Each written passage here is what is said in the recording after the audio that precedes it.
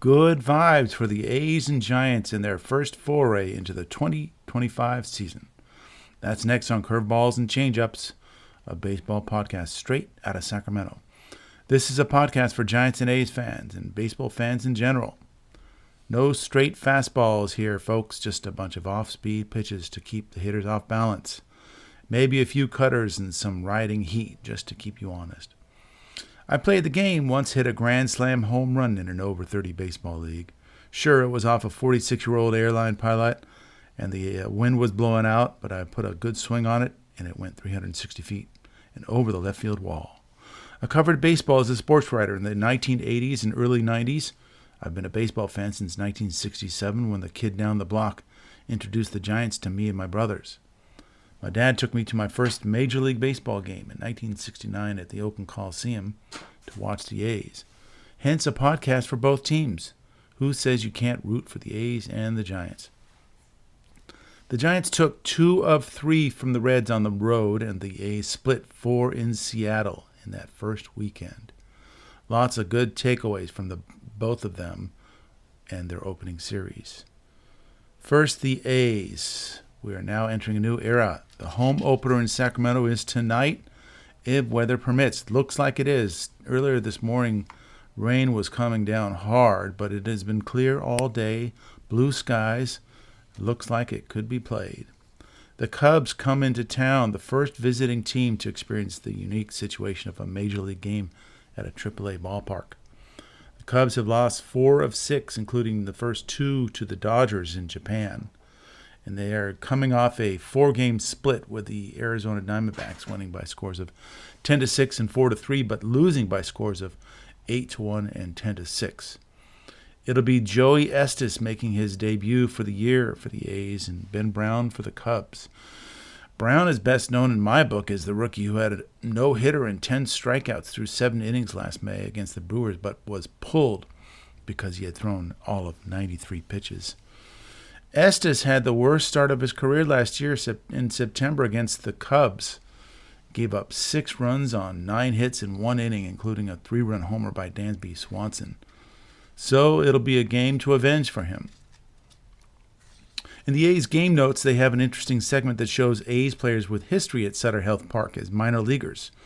Turns out that catcher Johnny Pereda has the most experience, 31 games, which makes sense given his 11-year minor league career before finally making it to the majors last year. He's hit 4 home runs there, but only 237 in 97 at-bats. J.J. Bleday has also hit 4 home runs in just 36 at-bats. Tyler Soderstrom has played in 19 games and has hit 286 in 77 at-bats at Sutter Health Park. Hogan Harris has pitched the most at Sutter, 5 games, 19 and 2/3 innings, a 4.12 ERA, but walked 16 in that time. He's had control problems all spring, and he was just optioned out today to Las Vegas to work on his controls. So we'll have more opportunities at Sutter, though, on the minor league side. One last note on tonight's home opener. Watch the outfield turf and how players dive on it. In the Giants' exhibition game against the River Cats a week ago, Giants colorman F.P. Santangelo noticed that a player who dove got stuck. So an outfielder might dive and won't slide along the grass after the dive. He'll just stick. It's thick Bermuda grass. Just hope no one gets injured on that. Maybe the grass will be wet today and won't be much of a problem. They'll be able to slide on the wet grass. All right, looking back at what the A's did this past weekend. A's manager Mark Kotsay said they had a chance to win all 4, and it's true. The first game loss was on a 2 late home runs by Seattle, and their game 4 loss was on a late home run after a game with really no offense to support the pitching of J.P. Sears. The starting pitching was the theme in those first 4 games. The 4 starters, Luis Severino, Jeffrey Springs, Osvaldo Albido, and J.P. Sears, were all brilliant.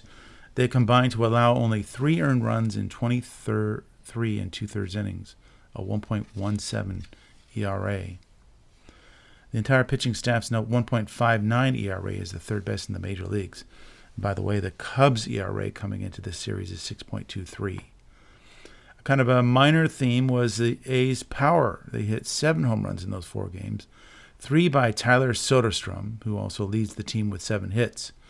Brent Rooker, Shea Langeliers, Max Muncy, and Luis Arias hit the other home runs. But the A's hitting as a team is 211, so they're going to have to work on that. Their lack of offensive punch showed in Sunday's 2-1 loss. Bryan Woo was good for Seattle, and he outdueled J.P. Sears. So that is an explanation a little bit of the struggles they had at the plate. He was just that good. J.P. Sears, though, was every bit as good as the A's previous 3 starters. He went the deepest. He went 6 2/3 innings. Did not issue a walk. Gave up only 5 hits. Had 7 strikeouts. 70% of his pitches were strikes. He made just 1 mistake. I'll talk about that in a minute. And he had no support. It was a masterful mix of sliders, changeups, and fastballs. His typical sequence came in the first inning against Randy Rosarina. He showed 93 away for a ball, then 3 straight slow sliders that Rosarina swung out of his heels on, but came up empty for one of the 7 strikeouts. Another time, in the second inning, he froze Dylan Moore with a beautiful curve at the knees on the corner that should have been strike 3. The umpire blew the call. So it got to a full count, and Sears reared back and blew 89 by him for another strikeout. Sears did the same thing to Moore in his next at-bat in the 5th, lulling him with a bunch of high 70s off-speed stuff, and then blowing 93 by him for a strikeout.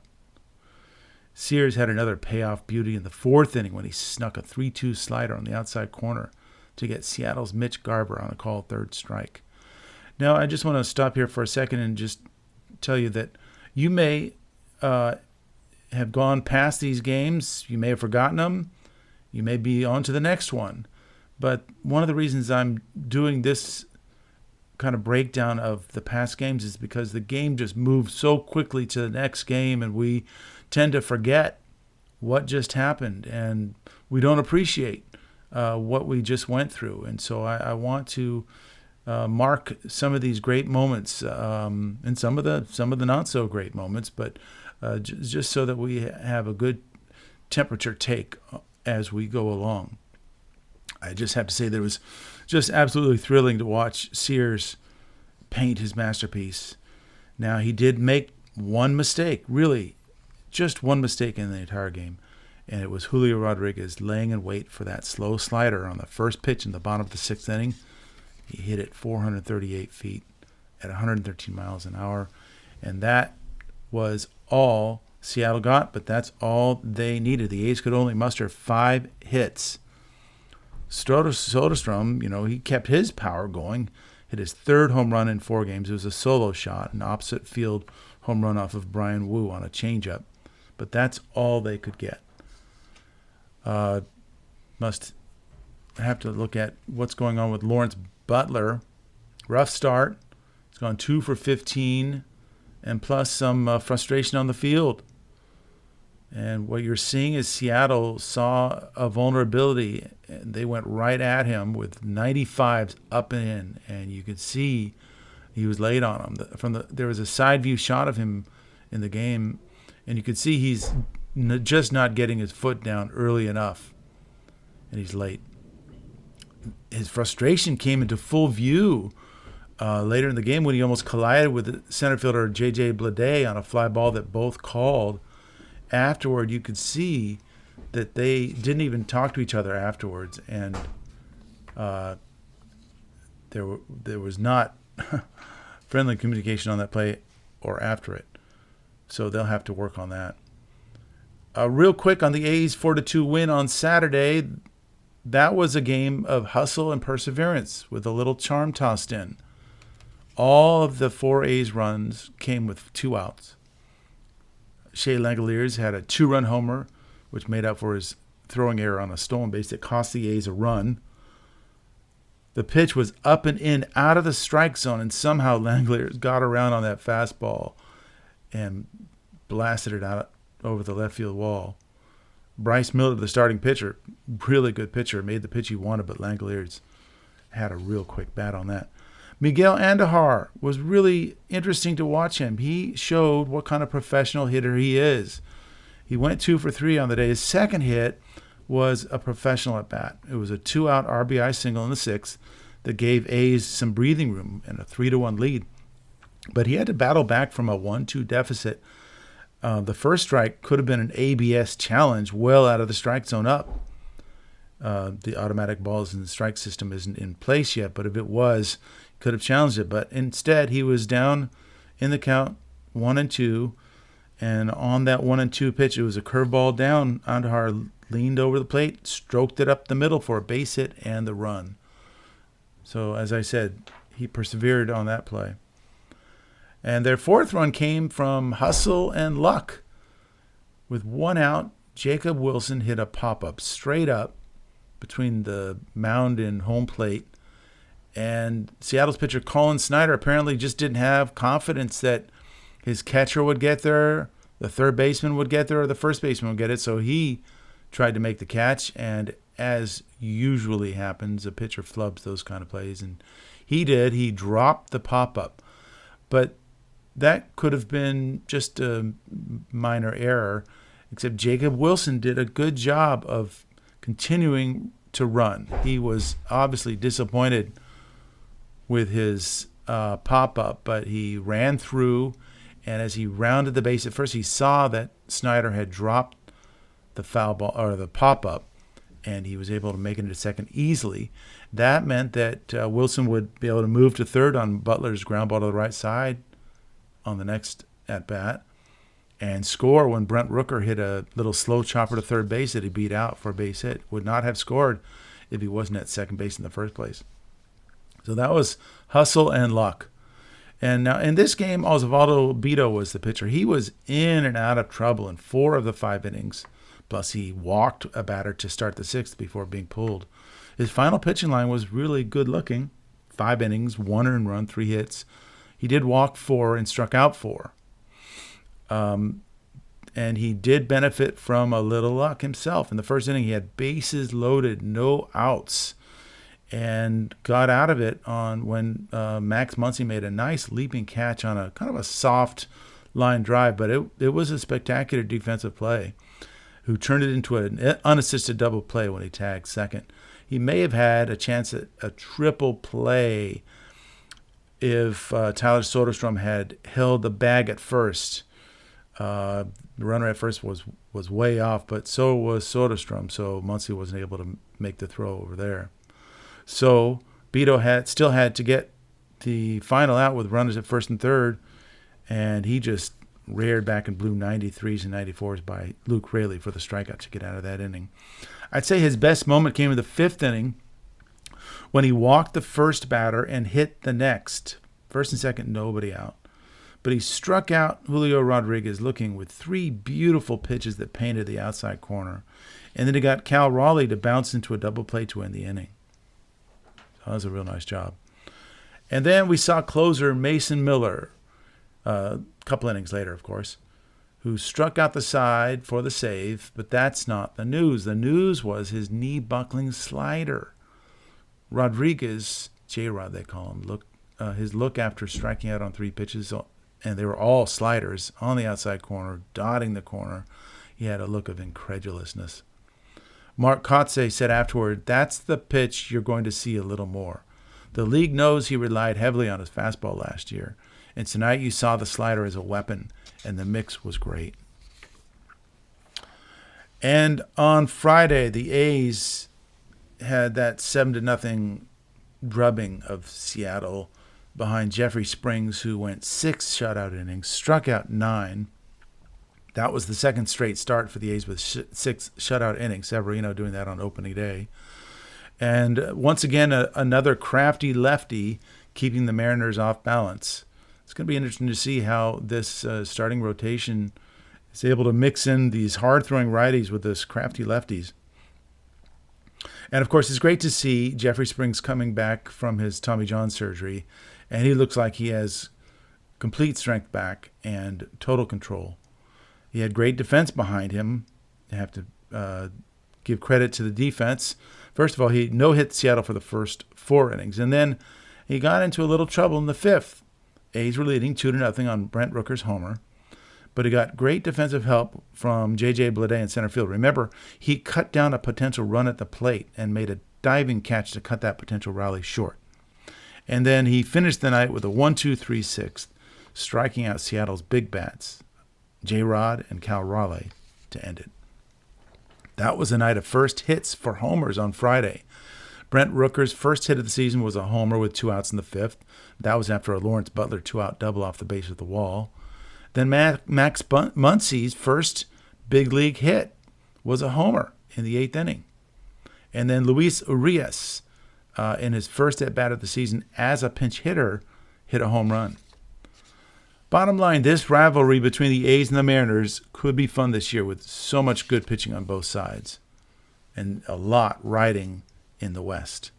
All right, over to the Giants. Today, the Giants are in Houston, who took 2 of 3 from the Mets in their home opening series. Great pitching from the Astros, but anemic hitting so far with the scores of 2-1 in a win. They lost 3-1, and then they won 3-1. It'll be Jordan Hicks making his 2025 debut against Ronel Blanco, a 13-game winner last year. The two matched up against each other last year in June. Blanco was the winner. He gave up only 1 run, 3 hits, 8 strikeouts in 6 innings. Hicks gave up 3 earned runs in 4 2/3 innings for the loss. That was when he was starting to lose some of his endurance. That was later in the year, June. Last year, of course, we all know that Hicks started out really strong. So we'll see how it goes tonight. Logan Webb will be starting in Game 2 of the series against former Cub Hayden Wesneski. Now, Wesneski came over with phenom Cam Smith and Isaac Paredes in the deal that sent Kyle Tucker to the Cubs.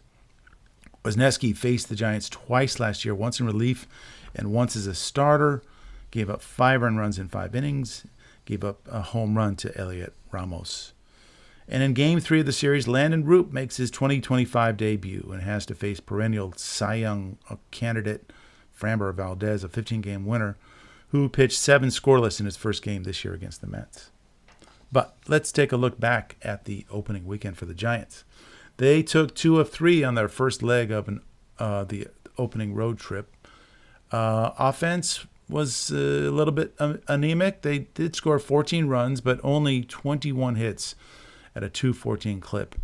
They did have some power, 5 home runs, 2 each by Wilmer Flores and Elliot Ramos. They struck out 25 times, including 17 in Game 2. So they brought it back down to about 6 in Game 3. But that is an issue that they definitely will be trying to work on. And they walked only 4 times in those 3 games, which is amounted to a 250 on base. And players struggling include Willy Adames. He's 1 for 11 with 5 strikeouts so far. And Lamont Wade is 0 for 9. See if they can get on track today in Houston. And the starters, not as good. Well, I mean, if you want to compare with the A's, not as good. They went a total of 15 1/3 innings, so 5 innings each plus 5 1/3 by Robbie Ray, and had a combined 4.70 ERA with 5 walks.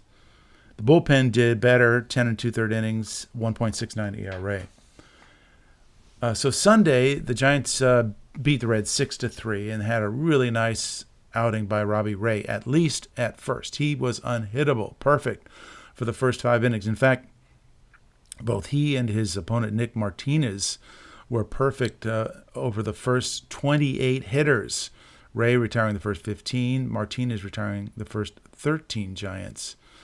Dwayne Kuiper, the the play-by-play man for the Giants, said, "So it appears base runners are not allowed today." Ray had a 93-96 fastball going, in on hands, riding high and away. He had a little slider and new changeup to keep hitters honest. He had a little help from Wrigley Field-like winds blowing in from right, a couple shots that would have been out on any other day at Great American Small Park. He also had great defense. Lamont Wade made a couple of nice plays on hard-hit grounders at first. And Matt Chapman made Gold Glove elite plays at third, robbing a double with a backhand down the line on a long throw. And he made just a dazzling double play, a 5-3 double play when the Reds had runners at second and third, one out. A ground ball to him. He was able to grab the ball and tag the runner as he tried to run by him and threw to first for the double play. Ramos is starting out strong for the second time in 3 games. He hit a home run to shake the Giants out of their doldrums. His home run in the 5th was the first base runner of the game. And as I said, nice start, 4 for 12, 2 home runs in the first 3 games. And then Jung-Hoo Lee has really made his presence known. He had a couple 2-out RBI base hits in the series, including a 2-out RBI double Sunday. And this was an interesting sequence here. After Fitzgerald's leadoff double, Wade and Adames struck out. So not only did they not get the runner over to third, but they failed to move him over at all with 2 strikeouts.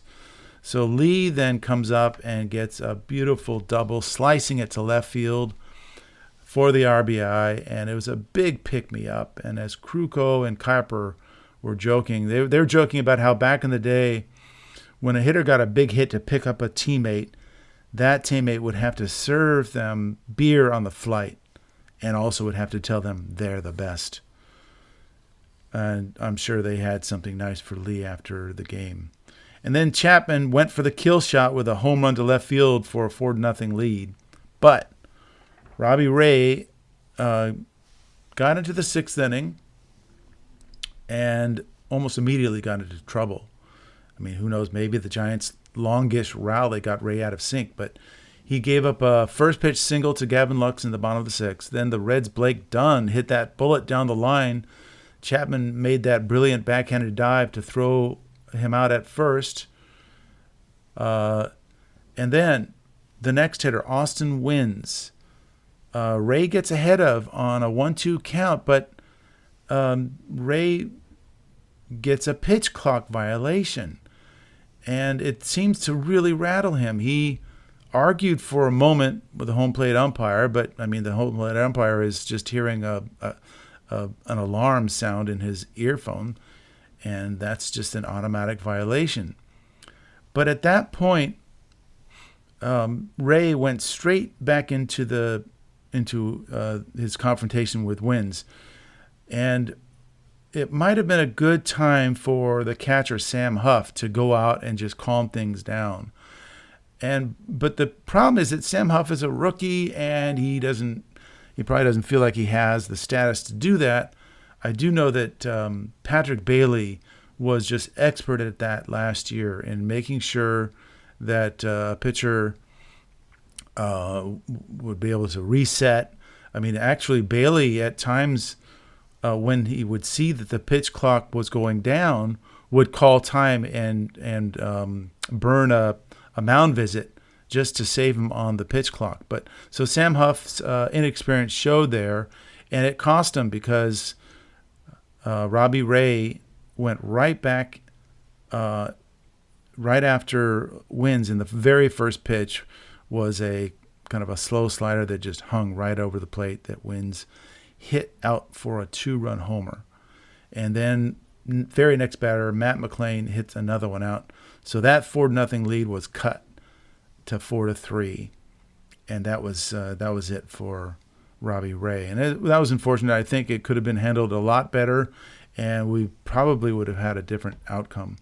Bullpen calmed things down after that, with Eric Miller and Lou Trevino shutting the Reds down in the 6th and the 7th. Trevino making his first major league outing in a couple of years, returning back from Tommy John surgery, and he had an uneventful 7th inning, did great, and it was good to see him back on the mound. And the Giants tacked on 2 more in the 8th for some breathing room, and that might have been their best inning, at least where they were the most aggressive and opportunistic of the year so far. First of all, there was a little help. Ellie De La Cruz, the shortstop, had a throwing error that allowed Tyler Fitzgerald to get on base. I mean, Fitzgerald's got that speed up first base, and he's going to force some errors like that. And then Lamont Wade had a beautiful sacrifice bunt, almost beat it out. Looked like the Giants might consider challenging it, and I'm glad they didn't, because if they did and they lose that challenge, they are out of challenges, and that means the next play they would not have been able to challenge, and that was crucial. And then so Fitzgerald actually takes off to steal third base and is called out. But on further replay, the call was overturned. It was funny. Kuiper and Krukow gave it really low odds to be overturned, and it was pretty stunning when it was. But if you look closely, you could see that the tag just was not made. Missed the tag altogether. And then came up Adames, who, as I said, is struggling hitting, but he came up with a nice situational at bat, hitting a fly ball deep enough to score the speedy Fitzgerald, and that was a big run. But the Giants added on. That was another fortunate moment for the Giants on this one. Jung-Hoo Lee fell behind 0-2 and then gets jammed, but his roller gets by the relief pitcher, Taylor Rogers, former Giants pitcher, and Lee beats it out. And then Chapman walks, and then Elliot Ramos blisters a base hit to left field off a 95-mile-an-hour fastball for the insurance run. So that was that might have been their most opportunistic inning of the year so far. That was a big run for the 6-3 lead, which they held up. And it was the bullpen that did hold the Reds down. 3 2/3 scoreless total by Eric Miller, Lou Trevino, Tyler Rogers, and Camilo Doval. And Doval was a surprise closer for the day. Turns out Ryan Walker was down with a little tightness in his back. So kind of nice to have a Camilo Doval in your back pocket to pull out to close a game like this. And it was the old Doval, the Doval of old. He was dominant. He had to face the heart of the order. Elly De La Cruz, Doval got on a beautiful slider low and in, swinging strike three. He did get some help from Ramos when Ramos robbed Encarnacion Strand with a diving catch on a line drive to left field. And then Heimer Candelario grounded it to second to end the game. So nice save for Camilo Doval. And then Saturday, I want to just take a quick look at Saturday's 3-2 loss. That was the game that Justin Verlander made his debut for the Giants, and he looked great. Made one mistake, really. The pitch that he said he would like back was the hanging slider to Matt McLain for a home run in the third with 2 outs. And that was after the Giants had taken a 2-0 lead. He'd gotten the first 2 hitters on 3 pitches in that inning. He was dealing, mixing a riding 94 to 96 mile-an-hour fastball with really nice touch curve and hard-breaking slider, hitting all his spots. Just to go back to the moment that you could see that Verlander was on, it was in the very first inning. He fell behind 3-0 to the leadoff hitter, but he came back to strike him out on a payoff 94 that rode in for a swinging strikeout. And then with 2 outs, Verlander showed his veteran mastery of the art of pitching with the Reds' star shortstop Elly De La Cruz.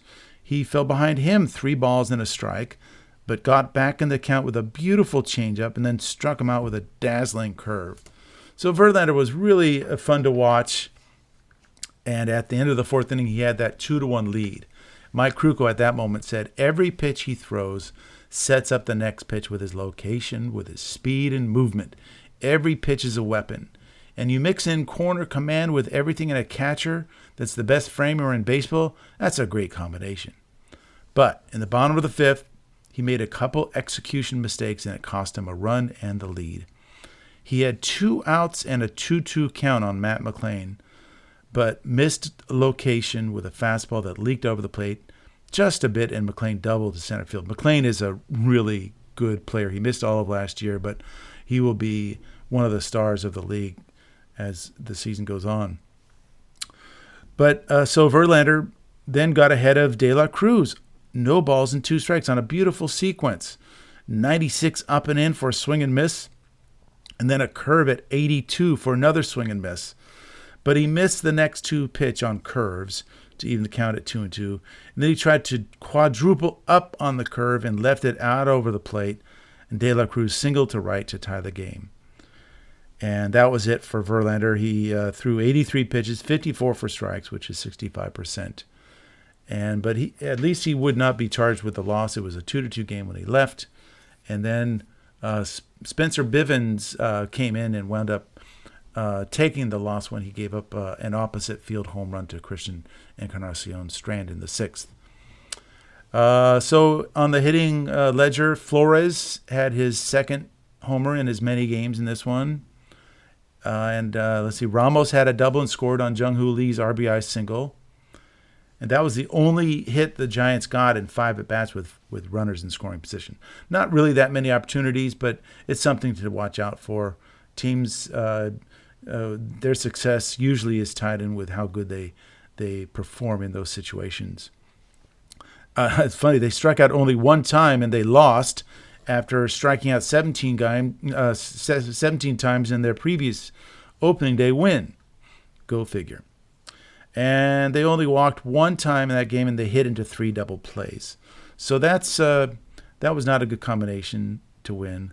They showed some power in the series, but didn't really untrack their offense with any kind of offensive rallies. They need to cut down on strikeouts. They need to get on base more so they can build up some rallies with some base hits and walks. And maybe a starting pitcher can go 6 innings soon. Maybe we'll see it tonight with Jordan Hicks. All right, that's it for the Giants. A scan of the major leagues. Everybody is up in arms over the new bats the New York Yankees unveiled in a big way this weekend. They hit 15 home runs in 3 games and are hitting .333 as a team. 9 of those 15 home runs came from players using a bat that's created a buzz around the country. It's called the Torpedo Bat. Looks like a bowling pin. It has a longer barrel than normal, but the key is that the wood is thicker around the label or wherever a player makes most contact on a ball. And this is where the analytics departments make their salary.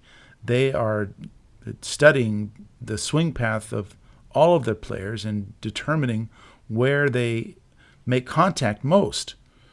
Manny Machado was interesting. He was interviewed on the Sunday Night Baseball Game of the Week and was asked about it. And he said, hey, send a shipment over to our team. We need it in the big ballpark we play in.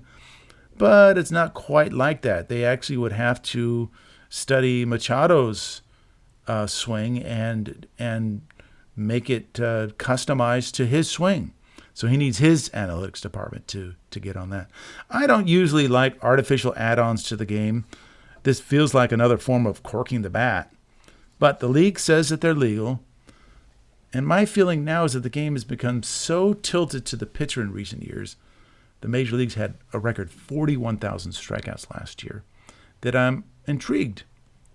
But if the whole league starts using this bat and we end up with nothing but home run derbies, then I say burn them in a trash can. Let's see how it plays out. All right, that's all I have for today. Thank you for tuning into Sacramento's Curveballs and Changeups with me, your host, Steve Harmon. You can find Sacramento's best baseball podcast on Apple Tunes, Spotify, Amazon Music, iHeartRadio, and wherever else you can listen to podcasts. Until next time, lay off the slider low and away.